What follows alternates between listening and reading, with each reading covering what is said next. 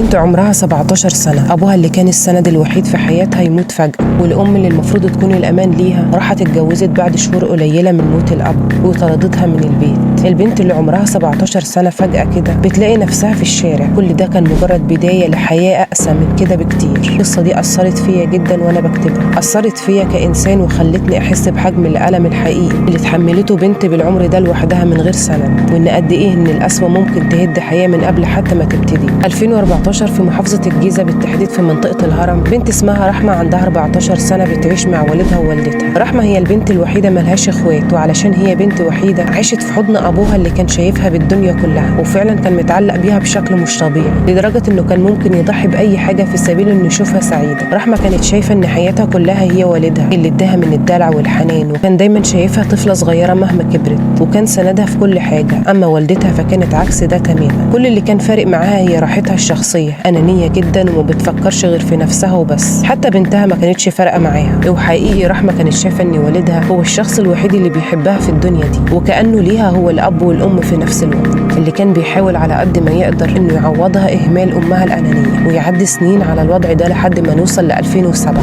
وتحصل أول صدمة في حياة رحمة اللي كان عمرها في الوقت ده 17 سنة. فجأة كده والد رحمة بيموت. في اللحظة دي رحمة حست إن الدنيا كلها بتسحب منها كل حاجة بعد موت أبوها اللي كان السند الوحيد في حياتها. وبعد 6 شهور من موت والدها، والدة رحمة بتقرر إنها تبدأ حياة جديدة مع زوج جديد، وكمان اتفقت معاه إنها تتجوزه وتعيش معاه في نفس البيت اللي كانت بتعيش فيه مع والد رحمة. يعني في الوقت اللي كانت والدة رحمة بتبدأ حياة جديدة، رحمة كانت بتبدأ في رحلة عذاب جديدة في حياتها. وده لما قررت والدة رحمة إنها تطردها من البيت علشان تعيش فيه براحتها هي وزوجها الجديد. ده غير كمان إنها قعدتها من المدرسة بعد موت والدها مباشرة. رحمة اللي عمرها 17 سنة ما كانتش مستوعبة اللي بيحصل ده، وإن إزاي والدتها تتخلى عنها بالطريقة القاسية دي في الوقت اللي كانت رحمة في أشد احتياجها ليها بتتخلى عنها وتديها ظهرها. ولأن حب الأم دي لنفسها كان أكبر من أي حاجة تانية، وقفت الأم دي قدام بنتها رحمة وقالت لها امشي، مفيش مكان ليكي هنا، ولمت كل هدومها في شنطة ورمتهم على السلم وفتحت باب الشقة وطردتها. في الوقت ده رحمة ما كانش عندها أي خيار تاني غير إنها تنزل الشارع، ودموعها مغرقة وشها، وجواها ألم ما كانتش قادرة حتى إنها تعبر عنه، وكأنها وقعت فجأة من أعلى مكان لبير غويط كله مرار وألم. رحمة قررت وقتها إنها تدور على شغل علشان تقدر تعيش، وبالفعل رحمة لقيت شغل في محل ملابس في نفس المنطقة في الهرم، وقدرت كمان بالفلوس اللي كانت بتاخدها من شغلها في محل الملابس إنها تأجر أوضة وتعيش فيها جنب شغلها. وفضلت رحمة على الحال ده لمدة 4 شهور لحد ما قررت رحمة في يوم إنها تدور على شغل إضافي براتب إضافي علشان يساعدها أكتر إنها تعيش وتكمل دراستها. وبدأت رحمة فعلا تعتمد على نفسها، وحست وقتها إنها تقدر تعيش لوحدها من غير ما تعتمد على حد.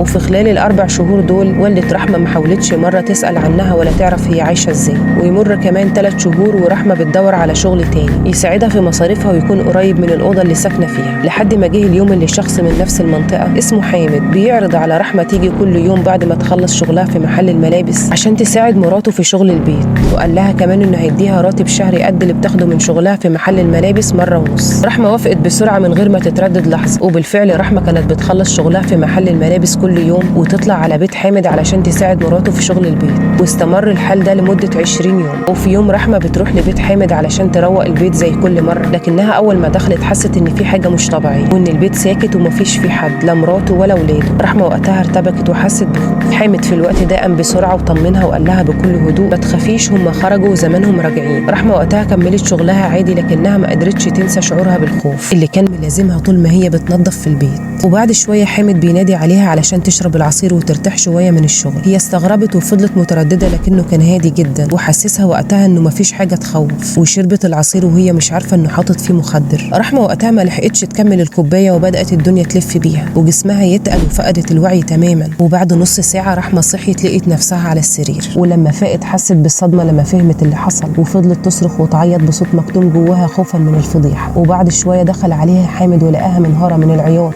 وقال لها بكل برود انه هيتجوزها عرفي علشان يعدي اللي حصل. والحقيقة ان كلامه ده كان بيزود الألم والحسرة اكتر، وكأنها طعنة تانية في نفس الجرح، وطلعت من عنده جواها احساس بالقهر والعجز. حياتها اللي كان فيها بصيص امل بقت دلوقتي مليانة وجع وذل، خطوتها وهي ماشيه كانت تقيله، شايله مرار عمر جديد اتكسر قبل حتى ما يبتدي. وقتها مسكت رحمه التليفون واتصلت على والدتها وحكت لها على كل حاجه، وهي مكسوره وبتدور على اي حضن يسندها او كلمه تطبطب عليها وتطمنها. لكن رد الام دي وقتها كان زي طعنه جديده في قلب رحمه. قالت لها احمدي ربنا انه هيتجوزك اصلا، ويا ريت ما تتصليش هنا تاني وشيلي شيلتك. الست دي اكيد مش امها، وضاعت رحمه في دنيا صعبه ما فيهاش سند. انت متخيل شعور البنت في اللحظه دي لما تلاقي الشخص الوحيد اللي المفروض يكون سندها في الدنيا هو اللي بيدير ظهره ليها؟ لما تحس انك في الشارع واللي المفروض يحن عليك هو اللي بيعاملك وكانك ما كنتش موجود من الاساس؟ انت متخيل كميه المرار والعذاب النفسي اللي كانت جوه رحمه وهي بتتكلم مع امها، اللي كانت رافضه تشيل عنها او حتى تطبطب عليها بكلمه؟ تخيل لو كنت مكان رحمه، ازاي كنت هتعيش اللحظه دي؟ وازاي هتتعامل مع الام القاسيه دي اللي خساره يتقال عليها ام؟ رحمه وافقت على طلب حامد واتجوزته عرفي. حامد جاب ورقه وكتبها وفهمها ان ده عقد عرفي، واجر لها شقه في نفس المنطقه لكن بعيد شويه. وفي وسط حياتها اللي كانت مليانه الم كانت فاكره ان اخيرا لقيت حد يحميها ويدافع عنها، وان الجوازه دي هتنقذها من الشارع والشغل والبهدله. لكن الصدمه الكبيره جت بعد 4 شهور لما عرفت رحمه انها حامل، وراحت رحمه لحامد في المكان اللي بيشتغل فيه علشان تقول له. وساعتها فعلا الكابوس بدا. حامد مسكها في قلب الشارع قدام الناس واداها علقه موت، وقال لها انه ما يعرفهاش وان اللي في بطنها ده مش ابنه، وفضل يضرب فيها وكانها مجرمه وهي اصلا ضحيه ليه، ضحيه لبني ادم ما فيش في قلبه ذره من الرحمه. وقال لها وقتها انه مش عايز يشوف وشها تاني. ساعتها رحمه راحت لمرات حامد وقالت لها على كل حاجه. وقتها مرات حامد صدقتها، وده لانها عارفه جوزها كويس جدا،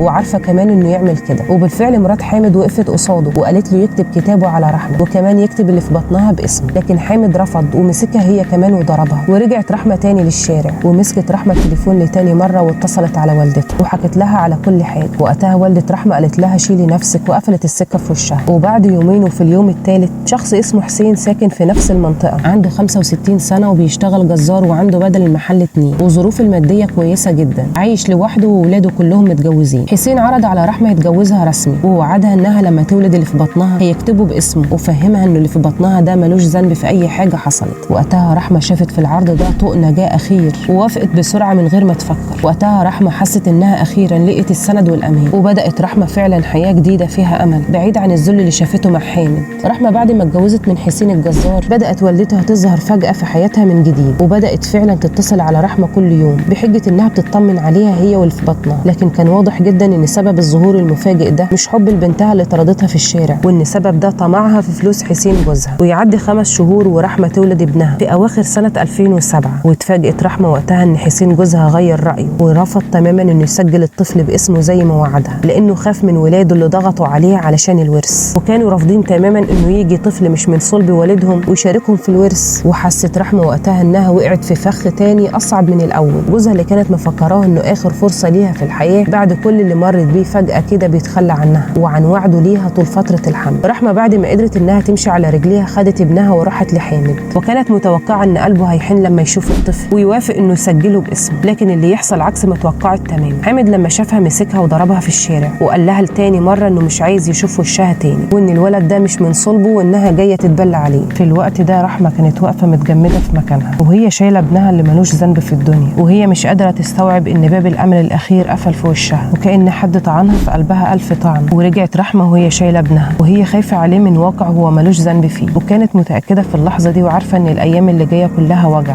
وبالفعل رحمه خدت ابنها ومشيت، وفضلت رحمه 6 شهور بتتحايل على حامد ابو الطفل وعلى حسين جوزها وتترجاهم ان واحد فيهم يسجل الطفل باسمه، لكنهم كانوا بيرفضوا. واصبحت حياه رحمه اللي عندها 18 سنه بين واحد بيتهرب من اللي عمله والتاني خايف على مصلحته بعد ما وعدها انه هيكتبه باسمه. وفضلت رحمه مش قادره انها توفر للطفل ابسط حقوق، انه يكون ليه شهاده ميلاد علشان يقدر انه ياخد تطعيماته في ميعادها. ووصلت رحمه لمرحله يأس شديده لانها مش قادره توفر لابنها حياه كويسه، وبقى الوقت يعدي عليه وهي خايفه انه يتصاب باي مرض، وده لانه ما بياخدش تطعيماته في ميعادها. وفي وسط كل الضغوطات اللي في حياه رحمه دي، الام اللي مش ام، والشخص اللي اغتصبها وكان سبب في تدمير حياتها بالكامل، ولا الشخص اللي اتجوزته بناء على وعده ليها اللي ما تنفذش اصلا. رحمه في الوقت ده فكرت انها تسيب ابنها قدام باب جامع على امل ان حد ياخده ويربيه ويعيش حياه افضل منها. وبالفعل قررت رحمه انها هتقوم الساعه 4 الفجر وهتعمل كده من غير ما حد يشوفها. وفضلت رحمه في اليوم ده صاحيه ما نامتش لحد ما الساعه جت 4. لبست ابنها وجهزته ولبست هي كمان علشان تنزل وتنفذ خطتها، لكنها لما وصلت لحد الباب وحطت ايدها على الاكره قلبها ما طوعهاش على الفكره دي، وما قدرتش تتخيل ان ابنها يبعد عنها. وقررت انها مش هتتخلى عنه، وانها مش هتكرر نفس اللي امها عملته فيها لما طردتها من البيت وتخلت عنها. وتخلت رحمه عن الفكره دي، وقررت رحمه وقتها وقتها انها تسيب ابنها في حضنها، ويمر كمان 4 شهور على الوضع ده. وكل يوم يعدي رحمة بتشوف ان الحياة اللي مستنية ابنها كلها ألم ووجع زي بالظبط ما حصل معاها، ويمكن كمان يكون أصعب من اللي هي عاشته بكتير. وقتها قررت رحمة تريحه من كل العذاب اللي شافته. طفل جابته الدنيا غصب عنها ومش لاقي حد يتحمل مسؤوليته ووجوده غيرها، علشان كده رحمة قررت انها تقتل ابنها، ومن وجهة نظرها انها بكده هتريحه من المصير اللي مستنيه. وبالفعل رحمة دخلت على ابنها اللي كان نايم في سريره وخنقته لحد ما مات، وقفلت عليه باب الأوضة ونزلت الشارع، ومشيت وهي حاسة انها بتدفع 8 غلطات غيرها. وفضلت ماشية لحد ما وصلت لاسم الشرطة، وكأنها سلمت أمرها للي خلقها وراضية بأي حكم، وما بقتش خايفة من اللي جاي لأنها خلاص عدت كل الحدود، وراحت وحكت لرجال الشرطة على كل حاجة وتسلم نفسها للمصير اللي فرضوه عليها. وقتها الضابط صدق كلامها وفعلا راح معاها علشان ياخد جثة الطفل، لكنه لما راح معاها وفتحوا الباب ما لقيوش جثة الطفل. وقتها حسين كان قاعد في البيت، ولما الضابط سأله عن جثة الطفل حسين قال للضابط ان رحمة مجنونة وانها فقدت عقلها من زمان،